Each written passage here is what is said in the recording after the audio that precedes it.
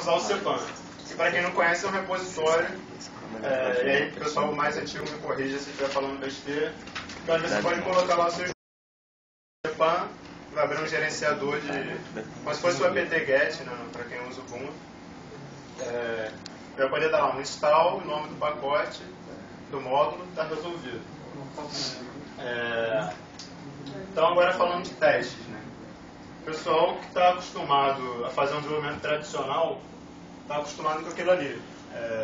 Você dividir o seu tempo de desenvolvimento entre 3 tarefas, bem grosso modo, que é o design, né? Você pensar no que você vai fazer, o desenvolvimento, então aquela longa etapa, geralmente o design tem aquele papel do arquiteto de informação, dos analistas, dos gerentes, o pessoal exclui os programadores, depois põe os programadores para dar um jeito de parir um código que funcione, e se sobrar tempo, tem aquela fase do teste, que é todo mundo na noite antes do deploy, né, como o pessoal que estava aí de manhã, na noite antes do deploy, ver se está funcionando, corrige aquele pequeno bug, e esse é o teste. Exatamente, Extreme Go Horse. E aí, a abordagem que eu vim apresentar é diferente. A abordagem do TDD, você inverte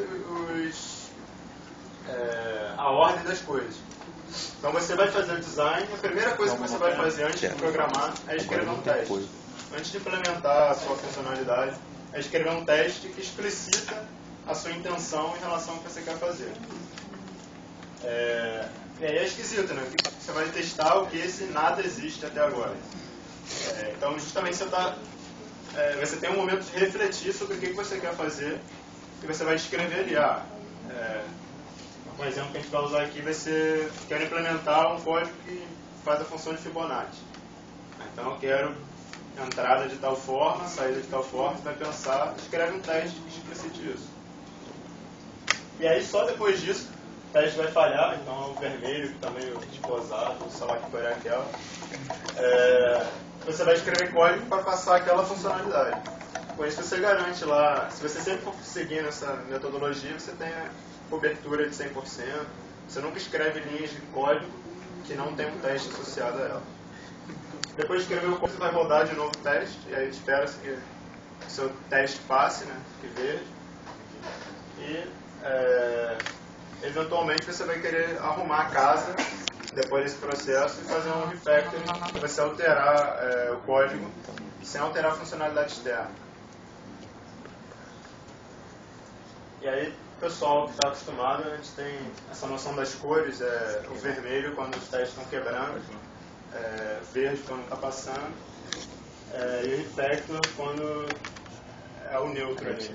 Isso era legal, eu trabalhei um tempo na Globo.com, e lá a gente tinha uma máquina que ficava fazendo a integração contínua, e ficava um telão lá gigantesco, e se alguma coisa quebrasse era tela vermelha, assim, toda a empresa sabia que o build deu errado, vamos corrigir. Quem fez o commit que quebrou? Não foi você. Então, a centralidade é isso, você ficar sempre no verde e vermelho. Na verdade, vermelho e verde. Você começa com um teste quebrado, faz ele passar, fica tudo verde. E na verdade, quando você vê verde, não é só aquele teste que você escreveu agora, mas todo o resto que você tem para trás. Então a ideia é sempre do vermelho sair para o verde. Outra coisa interessante é que no longo prazo, a diferença não é só aquela da ordem que você faz as coisas. É que você está fazendo esse processo a todo tempo. Então você vê ali embaixo, você está fazendo, a cada minuto você escreve um teste, escreve o código, vê aquilo passar, enquanto que na outra abordagem não, você passa um tempão pensando no que você vai fazer, você acha que vai dar certo, pensando em arquitetura, em estrutura de dados, em tecnologia. Aí depois você tem algum tempo limitado para implementar aquilo ou para mandar alguém implementar. E aí, certamente, coisas que você pensou a respeito do seu sistema não vão dar certo, vão precisar ser alteradas.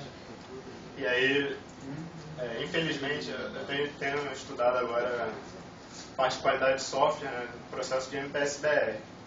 E a solução que os caras têm não, vamos rastrear tudo. Então, todos os processos estão ligados a algum item de código, e se você quer alterar uma coisa, você tem que pedir para meio mundo para conseguir fazer aquela alteração. É um negócio super burocrático e acaba que não vale a pena mudar. Enquanto que na abordagem ágil, né, na abordagem TDD, você pode sempre mudar, você está sempre aprendendo, tendo feedback com o código, e você vai repetir isso aqui todo dia, centenas de vezes por dia. Pensando no exemplo lá do deploy, é como se você estivesse fazendo um deploy também a cada 12 segundos. Só que na verdade você está commitando ou simplesmente salvando o arquivo na tua máquina. Então tá. Agora em Perl. Em Perl é difícil falar porque tem milhares de opções, né? Então só o Breno ali me contou de, sei lá, dezenas. Eu dei uma olhada em algumas, fui ver, fui brincar. No Dojo a gente já usou, acho que a gente sempre usou o test-more. E pelo que eu consegui entender, o test-more ele já é parte do core do Perl. Ele seria então a solução padrão, assim, quero começar a escrever testes, vou usar o test-more. E aí antes do test-more tem o test simple, que é um negócio de fato muito simples. Tem basicamente como diz o nome, comando, tem um ok. É legal que todos esses aqui eles seguem um protocolo, eles conseguem trabalhar em conjunto. Então você pode misturar, usar. Uma situação eu quero usar o teste simple porque eu tenho um negócio que é muito simples de fato. E no outro eu quero usar o teste most, que tem mais coisas. Depois tudo isso fala o mesmo formato que esse test anything protocol, que é um padrão independente da tecnologia. Então existem todos esses frameworks lá em Perl, mas também existem coisas em Python, Java e outras linguagens, que ele só diz respeito a como que é a cara da saída dos testes. Então se você obedece aquele padrão de saída, é como se fosse um formato padrão, por exemplo, XML. Você tem o DTD que fala como é o XML, o TAP vai falar como deve ser a saída dos testes. Em qualquer framework que você usar que falar essa linguagem, vai poder ser usado depois por outras ferramentas de test harness para fazer esse mix e match de... você tem um projeto você não tem um arquivo de teste, você tem dezenas, centenas de arquivos escritos, talvez usando tecnologias diferentes, talvez linguagens diferentes. E se todo mundo usar o TAP, você consegue, por exemplo, com uma linha lá de proof, que fala proof, o diretório, proof, projeto, ele vai rodar todos os testes, vai procurar todo mundo e vai te dar um report de se está todo mundo verde, se está algum teste falhando, onde está falhando, por que está falhando. Então é de fato fantástico. Tem como fazer teste em PHP, é muito chato, PHP tem pouquíssimas coisas para fazer teste, a cultura de teste em comunidade de PHP é muito pequena, mas você consegue fazer teste usando o protocolo TAP, usando o proof que é feito em Perl. Porque eles cuspindo lá o protocolo, você consegue, e aí com o proof você consegue gerar bastante informações relevantes para os seus testes lá, é bem legal. O TAP dá para você também testar tipo, uma conexão com o banco de dados de insertion, sem ter banco de dados instalado na máquina, assim, igual com os gris, assim, muito legal. Eu queria deixar o pessoal à vontade para perguntar e interromper, fiquem tranquilos. Só avisando. Troll. Próximo slide. Eu acho que, agora fora de brincadeira, acho que é importante o pessoal que tem mais conhecimento ajudar e completar também, né? É divertido. Mas então, eu trouxe como exemplo para não ficar só nesse mundo abstrato, de um problema que seria coisa bem simples, que é, quero fazer uma função para calcular os números da sequência de Fibonacci. Então, todo mundo sabe o que se trata disso. Aquela sequência de 0, 1, 1, 2. Um número é a soma dos dois anteriores. Então, como a gente poderia abordar isso fazendo TDD? Primeiro, sem fazer TDD, a pessoa para, faz no papel, pensa. Tudo bem que esse é um problema muito simples, todo mundo consegue fazer. E você sair escrevendo código e ver se funciona. Testa um caso ou outro, ver se aquilo ali faz o que você quer. No TDD não. No TDD a gente começa, por exemplo, escrevendo um teste ali no caso com test more. Só falar use test more, não precisa instalar nada, só ter o Perl na máquina, aquilo ali já vai funcionar. E aí o test more tem uma série de comandos que basicamente o que você quer fazer é comparar a entrada e saída. Então você vai comparar a chamada da função Fibonacci com um argumento 0 e a saída deve ser 0. E aí no final você fala ali done testing, que é para avisar ao framework que o arquivo não acabou do nada ou deu algum erro, e sim você acabou de escrever seus testes.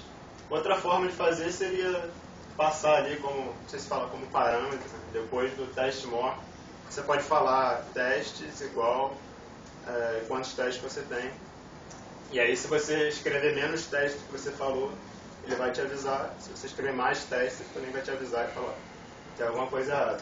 Então isso já é legal que te dá um feedback sobre os testes, né? Se você está escrevendo os testes de forma adequada.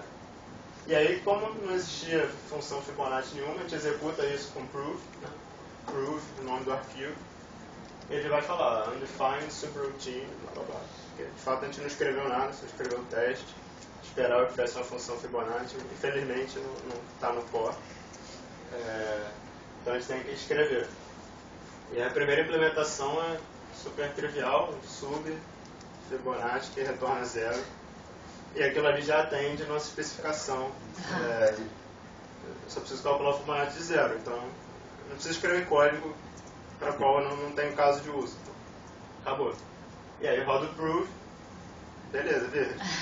Se amanhã acabou o dinheiro, acabou a vontade de fazer o projeto, você entrega assim e está resolvido. Né? Então, a gente fez o mínimo que precisava até aquele momento. E agora qual é o próximo passo? É adicionar requisitos, né? Adicionar necessidades. O que você quer desenvolver. E aí, você vai implementando, eu já dei um fast forward aqui. E aí eu já fiz outros casos de teste. Seria para o 1, para o 2. Pode parecer meio estúpido. Claro que na prática a gente não está fazendo TDD de Fibonacci. E aí aquele código ali, até agora, resolve o problema.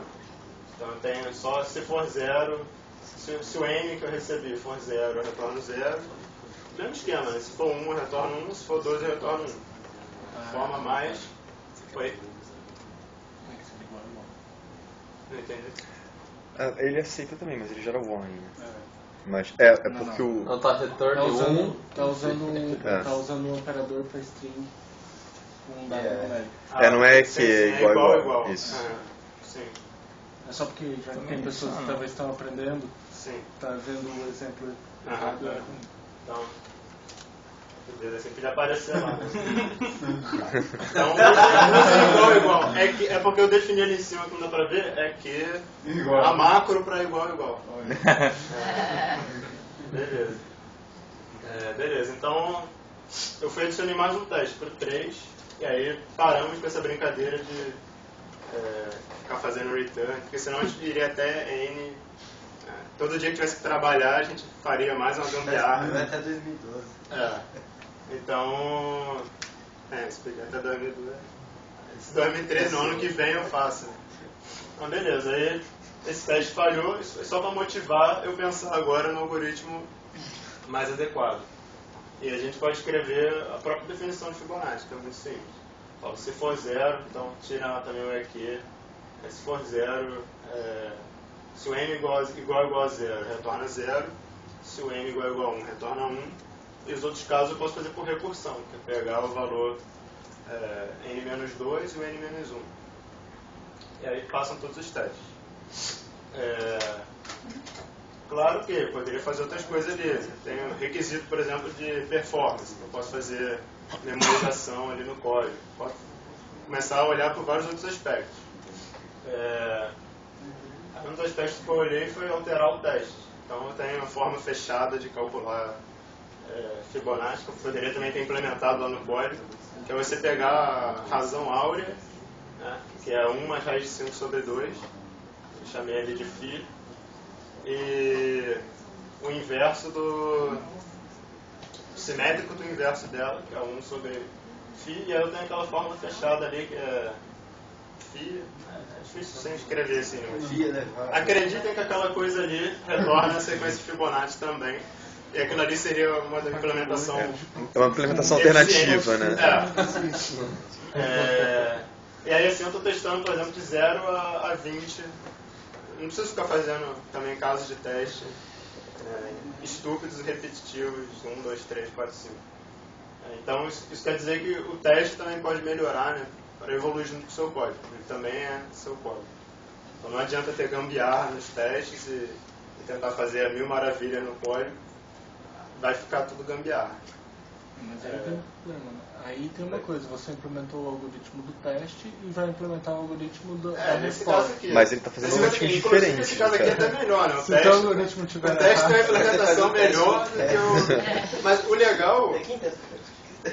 O legal não, mas desses só que dois... isso aí é uma fria se você... O legal de ter esses dois algoritmos é que você cria algoritmo.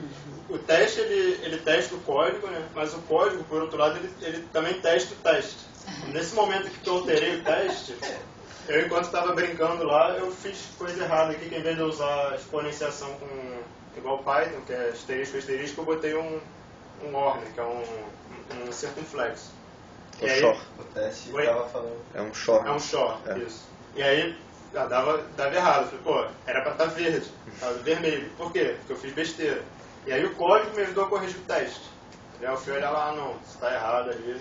É quando um teste falha, nem sempre o erro é no código, o erro pode ser no teste, né? Exatamente. Então por isso a importância de você fazer esse passo a passo e não escrever cinco casos de teste e depois rodar, porque aí você não perde o controle do que funciona e o que não funciona. Na verdade, então, o teste ele não é um salvador da pátria que vai garantir que o seu código rode. Na verdade, ele é um double check para saber se o que você fez está certo. Exatamente. E escrever teste também não garante que o seu software não tem bug, não tem nada. Porque ele só cobra aquilo que você previu. Se eu fizer os testes errados, os casos errados, aquilo ali não adianta ter 100% de cobertura. Se você tem 100% de cobertura das coisas que não importam, o cara vai chegar lá e vai fazer SQL injection, vai passar um negócio que vale 0 e você dá um... Mas eu tenho tanto teste, né? Como é que falhou? Eu poderia fazer 1 milhão de testes, podia fazer de 0... Não, para ali fazer de 0 a 20 ou fazer de 0 a 200 é praticamente irrelevante, porque não são casos limites ali. Eu não espero que funcione de 0 a uma coisa engraçada.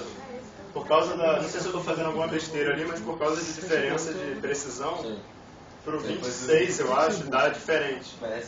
Porque cai lá na 10ª casa decimal com 0,0001 e aquilo ali, o is, dá diferente. Tem que botar use big num ou big float, big hat, que são para ele fazer casas decimais tantas quantas você quiser. Aí, senão ele tem um limite. E aí quer dizer, o teste acaba não falhando, mas não quer dizer que esteja errado a implementação. Acaba que o erro está na diferença de casa decimal da formuleta que eu usei para gerar os testes e a implementação do código. Aquela implementação bem relativamente recursiva, não é bem... Mas isso a implementação é isso aqui, são duas chamadas. São duas? Exatamente. E aí tem os casos básicos. Os casos básicos são 0 e 1. É redundante ali também, né? Não, é porque é um mais o outro. Sim, mas é que tipo, a segunda... Você vai ter um pedaço de uma árvore dentro da outra árvore. Sim, vai. Eles todos são memoais, de otimização que você já deixa na memória. Se ele já calculou, ele só retorna. Ele não calcula de novo. Ele faz isso? Não, aí não. Otimizações que ele sugeriu. Só um exemplo, sim. Ou, por exemplo, isso aqui, usar o teste. Aí poderia fazer o refactor, passou. Troca assim. Troca, o teste agora é o código. É só dar um rename lá. É uma boa. Beleza, então aí Perl tem muito mais. Eu vou listar aqui algumas das outras opções. Isso aqui seria o básico, a gente usou no Dojo basicamente essas coisas. Que são acho que bem genéricos, assim, serve para qualquer tipo de aplicação que você tem, se é web, se é desktop, se é um script qualquer lá de fim de semana, dá para usar aquilo. Mas se você está usando, por exemplo, coisas de OO, orientação a objetos, tem suas classes, catalyst, não é isso? Não, com Muse, né? Então se você está usando lá o Muse, tem classe, está fazendo uma coisa mais complicada, o Perl também tem lá no CPAN, esse teste class, que serve para você testar. Não sei se tem outras coisas além do Muse para você testar com o teste class. Você pode testar qualquer coisa com o teste class. Pelo que eu li na documentação, o cara fala, olha, se você não precisa complicar mais os seus testes, não use o teste class. Vai tornar a coisa mais verbosa e mais complicada. Mas ele é bom quando você precisa, por exemplo, fazer executar ações antes do teste e depois executar depois. São as etapas de setup e teardown. Então, em outras linguagens eu estou mais acostumado a usar, por exemplo, PyUnit, que é o equivalente em Python, ou JUnit em Java. E aí você pode fazer... Você tem aqui em cima um makefixer, que ele carrega no setup, que antes de cada teste rodar, ele carrega os valores, por exemplo, setando um array. E aí, toda vez que o teste rodar, ele tem aquele estado consistente e conhecido de memória. Você consegue reproduzir. Isso. Você pode, por exemplo, fazer isso aqui para... Estou testando um negócio em banco. Aí, sempre antes eu levanto um banco fantasma em memória, ou limpo as tabelas se estou rodando de fato no banco real, para garantir que o estado do início do teste é sempre uma coisa conhecida. E aí depois posso escrever testes normais, que esses caras aqui, um teste, teste, e depois no teardown eu vou fazer a limpeza de coisas que eu alterei. Então, por exemplo, se eu tiver que destruir o banco ou fechar algum arquivo, alguma coisa, eu posso usar o teardown. Aí, de novo, se eu não preciso dessa complicação toda, é melhor voltar e usar as ferramentas mais simples, são mais diretas. Eu, até por essa influência de gostar de programação funcional, tenho tirado um pouco da minha cabeça essa coisa toda de classes, porque tudo se resolve ali com funções, passando parâmetro para lá e para cá, transformação, você consegue fazer tudo, e mais um pouco. Então, eu comecei a virar um pouco minha cabeça para, não, vamos simplificar em vez de complicar. E aí, também, na área de complicar, você tem esse teste mock object, que serve para você criar, vamos dizer assim, objetos que se comportam de jeitos esperados, que tentam imitar outros objetos reais. Então, imagina que você tem, por exemplo, um teste de uma classe pessoa, que a classe original carrega coisa do banco de dados e faz chamadas de serviço e web, coisas que você não quer deixar amarrados no teste, porque você quer rodar o teste offline, isso não vai funcionar, ou no ambiente do desenvolvedor fulano de tal não tem aquilo.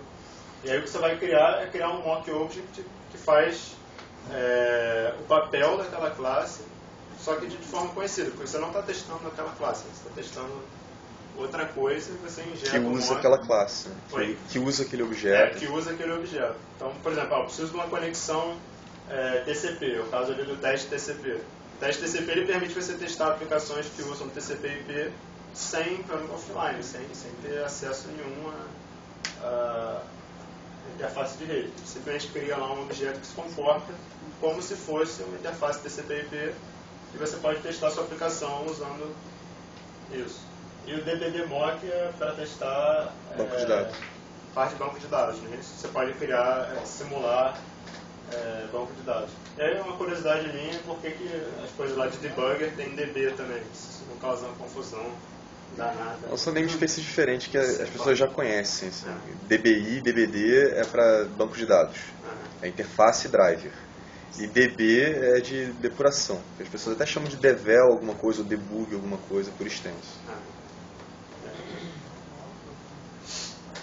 E aí, para a web, você quer uma coisa bem legal, eu lembro que eu não usei isso em Perl, mas já usei isso em Python, Mechanize, que você pode simular ações em páginas web.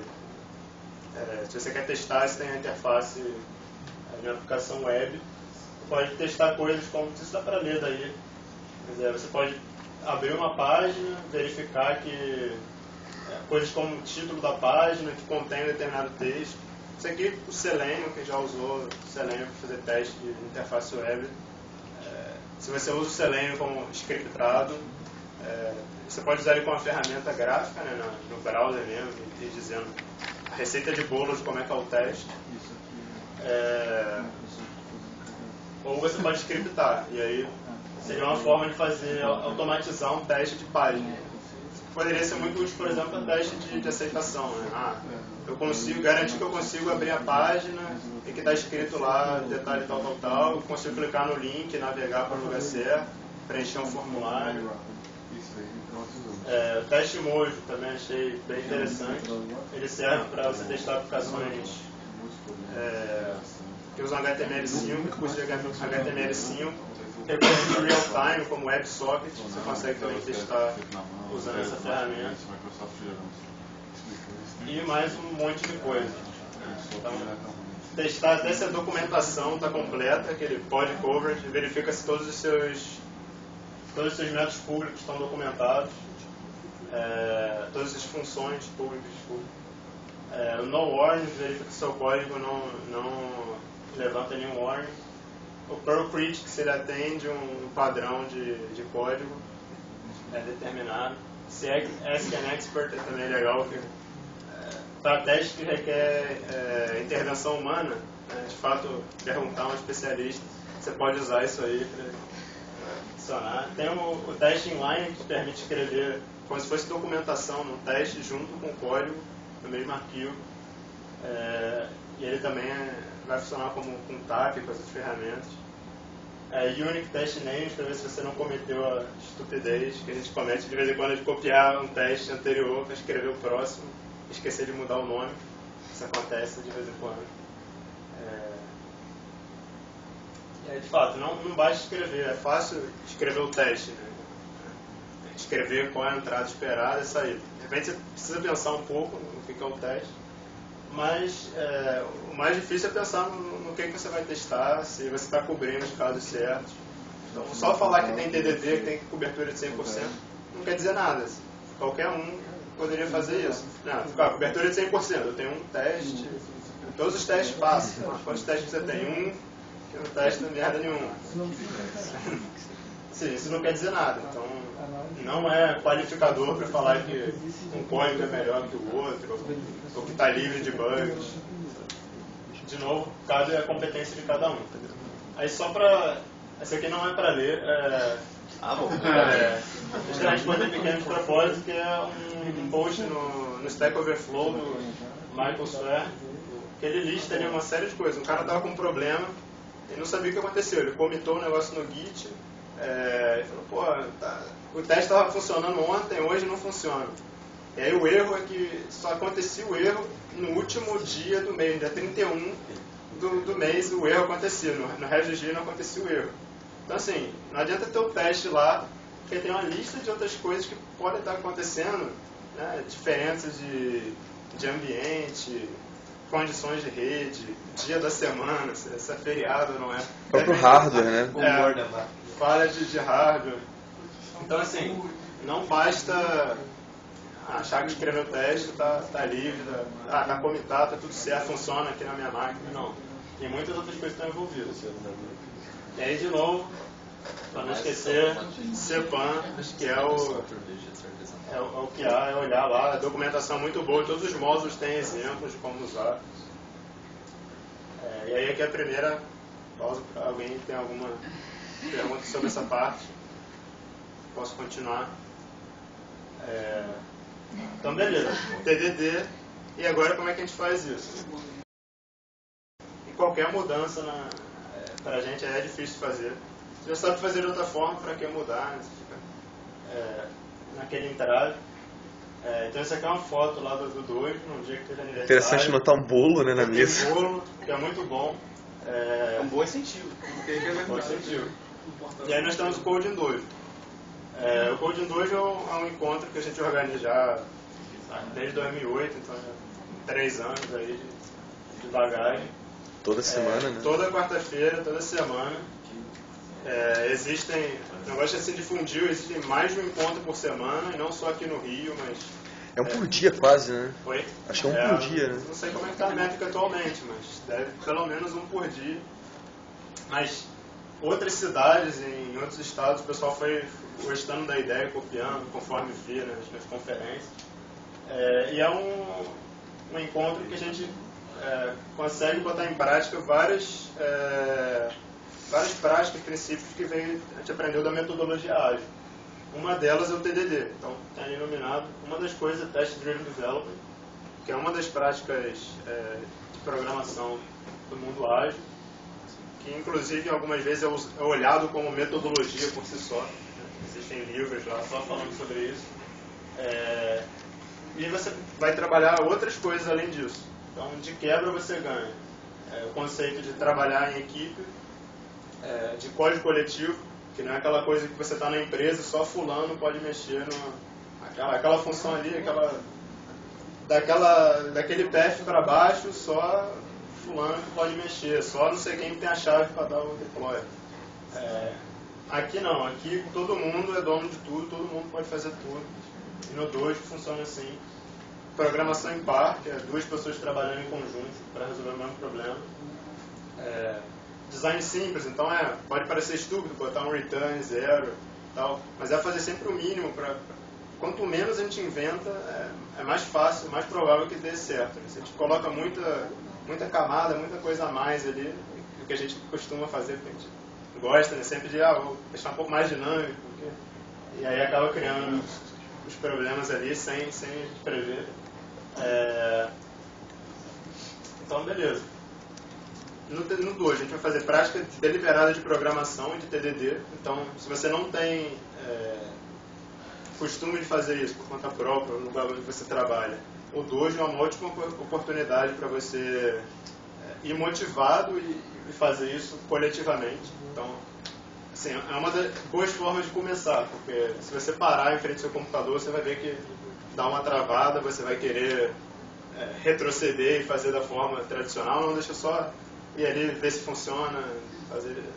Então, é uma boa forma de se policiar e de se desenvolver, né, nesse aspecto. É divertido pra caramba.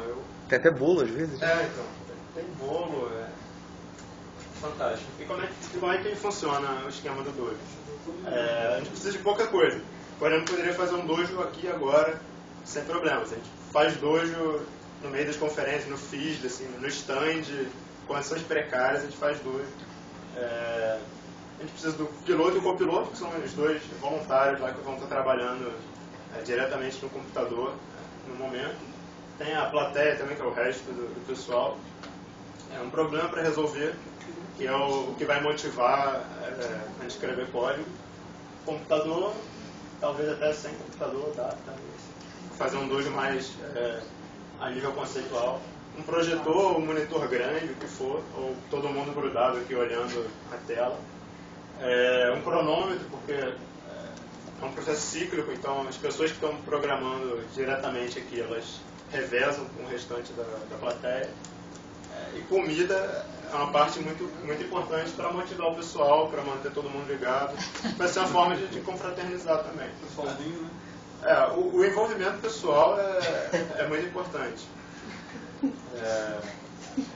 Recompensa, né? Recompensa. Então, a gente não sei se dá para ver direito, mas tem o esquema de pair programming, são duas pessoas programando. O piloto é o que tem controle, teclado e mouse.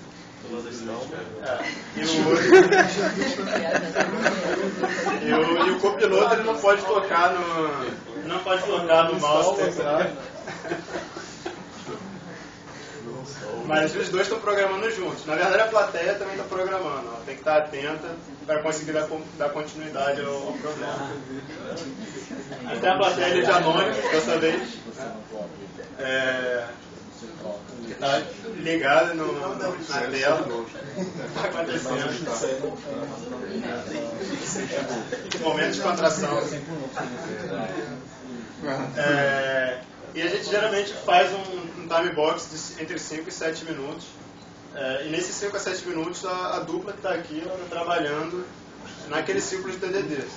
Então ela está intensivamente pensando em qual o próximo desafio, qual o pequeno passo que eu posso dar a fim de resolver meu problema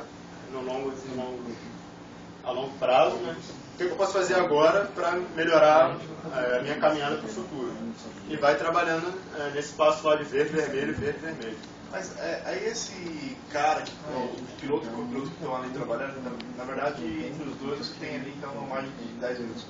Eles têm a obrigatoriedade de entregar para o próximo tudo azul, tudo verde ou não? Não, isso é uma coisa divertida. Você pode chegar lá, tá quebrado, tá vermelho, e você não sabe a solução. Cara, vai ficar lá batendo cabeça. Ou a solução sai ou não sai. Se não sai, por isso quem está na plateia tem que estar atento. De repente você está na plateia, está menos nervoso. Pô, pessoa, caraca, tiver sacada, fantástico, isso aqui resolve. Então já fica ali na fila. Quando for ter a próxima troca de turno, você vai lá, resolve, bota no verde. Entendeu? Ainda canta a vitória lá, ó, deixei verde. Imbecil, olha só esse negócio. Mas a plateia não pode ajudar, então? Oi? A plateia não pode ajudar? Não, aí que tá. Quando tá no vermelho, né? Quando tá no vermelho, o cara pode ajudar. Então. Então, o cara pode pedir ajuda. Isso. A ideia é que o momento do vermelho é o momento do cara de pensar no problema. Né? E de tentar, dos caras. Os dois que estão trabalhando, eles são um, né? Um fala com o outro em voz alta. Então eles têm que projetar.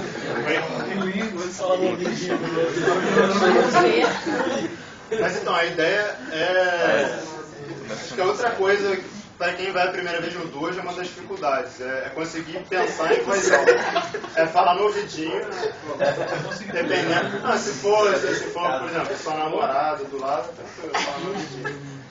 Mas acho que uma dificuldade das pessoas é se comunicar e comunicar o que está pensando. Então isso, geralmente o pessoal vai lá a primeira vez, de repente o cara programa benzão e vai chegar lá e vai mandar fazer altas loucuras, mas não consegue falar, eu vou fazer isso.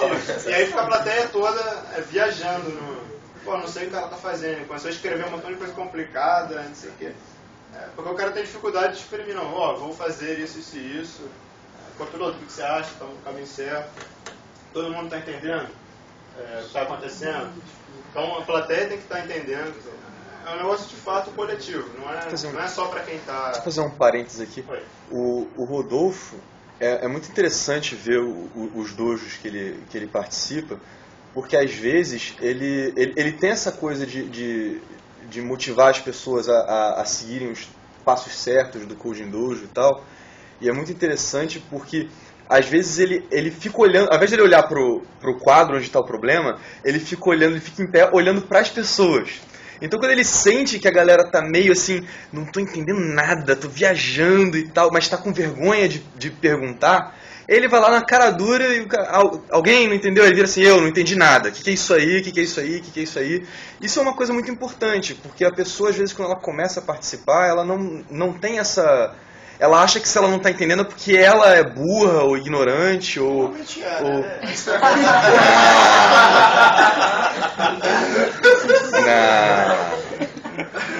E aí é legal porque é importante você ter esse passo intermediário em que você vai lá e... Olha só, aí eu tenho um ditado que para mim a ignorância não é, a burrice não é não saber, é não saber ficar calado, não aprender. Esse é o bom momento de você falar, não estou entendendo nada, porque a partir daquele momento você vai saber e na próxima você tá tranquilo, entendeu? Já sabe. Agora a burrice é ir lá, e isso acontece, a pessoa vai lá, fica com vergonha, não se manifesta que não está entendendo. Mas tem vezes que a gente não programa nada, assim, em termos de código, o objetivo não é terminar o problema e sair todo mundo lá no verde, não sei o que, não. O objetivo é justamente trabalhar na dificuldade de cada um. Então, tem vezes que a gente chega lá, a primeira discussão não entendo nada de recursividade, aquele Fibonacci ali que você botou, eu não entendi nada. E a gente fica uma hora discutindo outras formas de fazer, o porquê que aquilo funciona, como funciona. E eu acho que isso é muito proveitoso. A gente fez em São Paulo agora, semana passada, né? Semana passada. E, assim, São Paulo nunca fez porque a gente achava que isso não era tão divertido assim. Aí nós fizemos o primeiro semana passado. Cara, foi muito divertido, mas assim, primeiro a gente fez um in-house, assim, bem fechado, então foi o pessoal mais top, assim. E aí tava, assim, tinha 2 níveis, assim, tinha muito baixo e muito alto. E aí, de repente, um cara, nosso amigo, chegou assim, cara, botou um monte de empilhamento, assim, resolveu lá um negócio de um monte de empilhamento. Aí a gente falou, beleza, assim. Aí quando a gente olhou do lado assim, você está entendendo o que ele tá fazendo aqui? Cara, não tem a menor ideia, né, cara? Daí, assim, foi interessante entender esse processo. Mas a gente estava querendo entender como é que funcionava esse processo, assim, a obrigatoriedade de passar para o outro como tudo green, como é que funcionava esse processo. Eu vejo assim, essa questão do aprendizado, Assim, do nível a das gente fazia pessoas. uma coisa e deixava o outro falar, esse código aqui não tá bonito. Tem que dizer assim, caralho, isso filho da puta, você tá mexendo no... Eu acho que, pensando assim, na questão de, o cara é ignorante e não sabe. Acho que todo mundo é ignorante em alguma área. Então, geralmente, o cara que parece que é mais fraco em determinado aspecto, ele pode te ensinar coisas em outro aspecto. De repente, não só falando de programação, mas falando de outros aspectos. De repente, o cara não sabe programar, mas ele sabe se expressar melhor. E aí você pode aprender com ele como se expressar, na hora de trocar a ideia do que você está programando. Você tem a dimensão da profundidade da área, mas você também tem a dimensão do tempo. Todo mundo foi ignorante em algum momento. Sim. Cara, a gente só não é ignorante em respirar porque não precisa pensar, cara. Eu lembro esse negócio da questão de nível, né? Só para dar um exemplo, a gente lá na Globo fazia Code em Dojo, e assim, de vez em quando ia só cara foda. Tipo, o Dojo era fantástico, a gente discutia coisas super alto nível, lá no nível bem filosófico da coisa. E já participei em Dojo lá em Niterói, estavam os calouros que estavam aprendendo a programar. E eu lembro de ficar no quadro explicando como é que era a anotação para fazer uma matriz, entendeu? Fazer... Oi. Uma pergunta, bom, tendo participado da criação dos momentos iniciais do Dojo e desse momento de Dojo aqui em Niterói, esse grupo aí, esse cenário todo, uma resistência que eu tenho um pouco ao Dojo, e há uma percepção que eu tenho, eu vou pedir comentários nisso, é que você não consegue quebrar problemas mais densos, mais complexos, que demandem mais do que esse time box e esse rodízio. Você consegue, você já viu ou conseguiu conduzir um dojo quebrando coisa complexa mesmo, ou era mais... O que eu sempre vi foi isso, vou fazer um Fibonacci, vou fazer um scheduler de alguma coisa pequena, mas sempre coisas pequenas. E aí fica difícil transportar isso para uma situação onde é que eu estou implementando algo realmente denso. Eu conseguiria pegar minha equipe e jogar ela numa dinâmica de dojo para quebrar esse problema denso. Como transportar isso para esse problema mais cabeludo? Mas eu acho que o dojo não é uma forma de desenvolver. Eu sei. A minha forma de curiosidade treinar. É uma forma de... Até como prática você deliberada. falou, uma dinâmica. Quando você faz uma dinâmica numa empresa, você não está fazendo a dinâmica necessariamente para resolver o problema real. Você está pegando a dinâmica e treinando na prática. Então, por exemplo, uma coisa muito importante, o código é de todo mundo. Esse é um princípio do XP. Lá no dojo, cada um chega e às vezes dói quando a pessoa tá lá um código que você está vendo que ele está lindo. Não foi você que escreveu, mas você está vendo que ele está lindo, chega o cara e faz uma coisa que assim, funciona.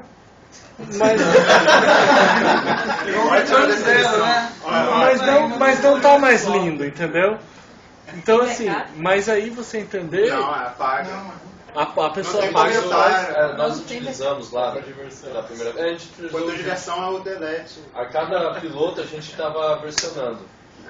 Para depois ter um dia. Porque assim, como foi a primeira vez, então a gente não tinha prática nenhuma. Então assim, até algumas coisas que a gente deveria rever lá, implementar um teste que estava falhando e o piloto tinha que entregar o teste no verde. Isso era obrigatório. E a gente estava versionando depois para dar uma olhada no final, assim, para fazer uma retrospectiva. O que foi feito, né? Dava um log lá, a gente vê o que cada um fez para discutir depois. Claro que assim, tem que ver o que isso vai te adicionar de valor. Pra gente, código é throwaway. Não me importa porque... Fibonacci, não, se dane. Lá no Dojo V a gente guarda tem até um SVN lá. De fato não importa, a gente salva o negócio só para razões históricas, para falar, teve um 2 no dia tal. Mas ninguém vai lá olhar o código. O código não é importante. O importante é a dinâmica, é o processo, é o aprendizado. São as pessoas que não, ali. você treinou o quê? Código, No mínimo. Código, Não, é o de menos. você treinou. Estava gerando versionamento mesmo como processo completo do TDD, entendeu? Sim. O cara faz uma coisa, implementa, faz versionamento. A gente só tem sabe um fluxo mesmo no início do processo. A gente tem agora um timer lá que o Juan Lopes desenvolveu, que é um negócio fantástico. Você tem a parte do cronômetro, tudo automatizado, já bota o nome de quem participou, quem era o piloto, quem era o copiloto, fica tudo num log, tudo bonitinho, só falta fazer café o negócio. Inclusive com hooks lá para fazer commit no Git ou qualquer outra coisa. A gente não usa, a gente usou um dia, sei lá, para ver. Vamos ver como é que vai ficar. Aí lança 1 milhão de commits, mas é pouco significativo assim, o uso daquilo. Sei que a gente vai fazer uma tese para pesquisar qual é a média das pessoas que deixam no vermelho. Não, mas a ideia era o seguinte, porque mas a o gente resolve. viu que tem 3 modalidades de dojo, assim, né? Tem um que você já traz o problema pronto para demonstrar. Por exemplo, quero falar sobre música. Então alguém prepara e começa a fazer o desenvolvimento daquele exercício. Então, prepare kata. Isso, acho que era. E aí teve um outro que era essa situação, mas todos eles, pelo que a gente viu, é muito interessante a retrospectiva, porque aí em determinado momento acabou-se, de repente apareceu-se as cervejas e os logs para a gente discutir como que aquilo foi desenvolvido. E aí acaba ficando também divertido, né? Como que foi... a gente foi para esse caminho, escreveu um teste assim, depois foi feito isso. Me parece que a questão da retrospectiva é muito importante também, né? Reflexão do que foi feito. A gente tem quanto tempo ainda? Não tem mais. Se você responder essa pergunta, só tentar sumarizar. Conversa depois. Para sumarizar, tem como. Depende das pessoas que estão participando, né? Como fazer para quebrar problemas maiores, fazer um dojo com coisas maiores. Depende das pessoas, do coletivo. Um problema que a gente tem hoje no Dojo Rio é justamente a alta rotatividade. Então toda semana a gente tem gente nova. Isso por um lado é muito bom, está sempre crescendo o grupo. Mas por outro lado é difícil você ter um crescimento coletivo junto, né? Se todo mundo estivesse fazendo dojo, as mesmas 6 pessoas toda semana, daqui a um mês eu espero que elas não estejam mais os mesmos problemas que elas tinham há um mês atrás. Então como a gente sempre tem gente nova, acaba nivelando um pouco por baixo a coisa. Talvez seja essa uma coisa que causa resistência de certas pessoas de continuarem indo no dojo. E também dessa dificuldade de conseguir ver como resolver problemas maiores. Mas para isso, mim, isso provavelmente é suspeita de que assim, o dojo é um lugar lógico para experimentar. Mas teoricamente um dos grandes benefícios do XP, que não é o dojo, mas assim, que muitas coisas do XP estão sendo treinadas no dojo. É que você consegue receber pessoas no ambiente de desenvolvimento rapidamente e elas começam a ser produtivas muito rápido e sem ter que ter todo aquele negócio de vou parar uma semana para lhe explicar o sistema. Por quê? Porque ela entra obrigatoriamente trabalhando com pares. Faz o deploy no mesmo dia. Né? Então ela já entra com alguém atrás dela vendo, opa, cara, aqui não rolou. Então ela fala, opa, lá e tal. Então isso aí, quando você... Eu acho que você não vai pegar o dojo e resolver o problema da empresa no dojo. Mas quando você aprender e treinar algumas coisas no dojo com problemas menores, aí você vai para o problema da empresa e consegue resolver usando aquele aprendizado. Eu parto da filosofia que é importante ter a base, entender a coisa menor para depois conseguir fazer coisas mais avançadas. Então, depois a gente pode discutir mais detalhes sobre isso. E aí a parte importante é a retrospectiva. Acho que o pessoal já falou, não sei, para não estourar mais o tempo. De fato, é a parte importante, tem uma foto lá de uma retrospectiva nossa, que é discutir sobre o processo e como melhorar aquilo. Não adianta só fazer as cegas, o TDD e todas as outras coisas que a gente preconiza, sem estar discutindo com o grupo, todo mundo com o mesmo poder de voz ali, como melhorar aquilo e de fato reforçar o que já está bom. Né? Então essa é uma parte importante da prática do dojo e de práticas ágeis em geral preconizam isso. E aí onde, então o pessoal que quiser ouvir mais, além de poder falar comigo à vontade, pode procurar lá no centro, toda quarta-feira, na 13 de maio, é bem do lado ao Teatro Municipal. Só subir lá, sala 616, a porta é sempre aberta. De fato está aberta, é só entrar. Também tem na UF Niterói, se alguém quer de Niterói, mais fácil para Niterói, também tem lá. E tem outros lugares, é só olhar no site dojorio.org. Sai lá no dojorio.org, tem um íconezinho lá onde. E agradecimento ao Breno por ter motivado a mandar as palestras. E também tem lá o link, se quiser ver os contatos, tem tudo ali. Pode falar comigo, Falou.